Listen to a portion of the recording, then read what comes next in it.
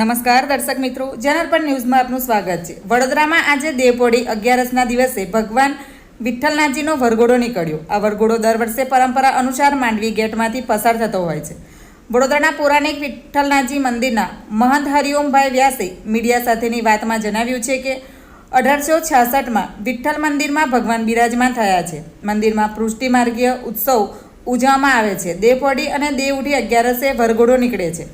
તે પાછળનો એક રાજવી પરિવારનો નિર્ણય ખૂબ જ સરાહનીય છે। વર્ષો પહેલાં શ્રદ્ધાળુઓ પઢરપુર જતા હતા ત્યારે વડોદરામાં આ પ્રકારે વાહન વ્યવહારની સુવિધા ન હતી, જેથી તેમણે વિઠ્ઠલનાથજીની સ્થાપના કરી હતી। તે બાદ વરઘોડો નીકળ્યો, તેમાં મહારાષ્ટ્રીયન સમાજના લોકો મોટી સંખ્યામાં જોડાયા છે, જે તે સમયે શ્રદ્ધાળુઓ પઢરપુર જઈ શકતા ન હતા અને હાલમાં જઈ શકતા નથી તેવા મહારાષ્ટ્રીયન સમાજ મોટી સંખ્યામાં શોભાયાત્રામાં જોડાઈ ભગવાન વિઠ્ઠલનાથજીની પૂજા અર્ચના આરતી કર્યા બાદ ભગવાન શ્રી વિઠ્ઠલનાથજીનો વરઘોડો કાઢવામાં આવ્યો હતો। આ વરઘોડો Mandvi MG road, Padmavati shopping centre, Gandhinagar ગૃહ, અમદાવાદી પોળ, રાવપુરા ટાવર, કોઠી 4 રસ્તા થઈને કીર્તિ મંદિર ખાતે હરિહરનું મિલન થશે અને સાંજે ભગવાનની જ મંદિરમાં પરત ફરશે। Bureau report, જનાર્પણ news. અવારનવા સમાચાર જોવા માટે જોડાઈને રહો જનાર્પણ ન્યૂઝ સાથે।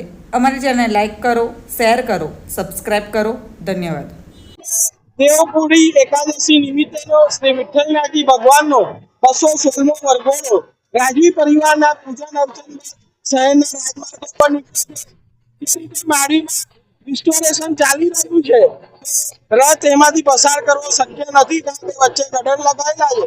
તો આ પરંપરા પૂરી કરવા માટે જે ભગવાનની સૌથી પ્રાચીન પાલખી છે સુખપાલ, એમાં ભગવાનને બિરાજમાન કરી માંડવી વચ્ચેથી પસાર કર્યા છે ને ત્યાર પછી રથમાં બિરાજમાન કરાય। આ રીતે વર્ષોની પરંપરા જારી છે। ચાતુર્માસની શરૂઆત થાય છે।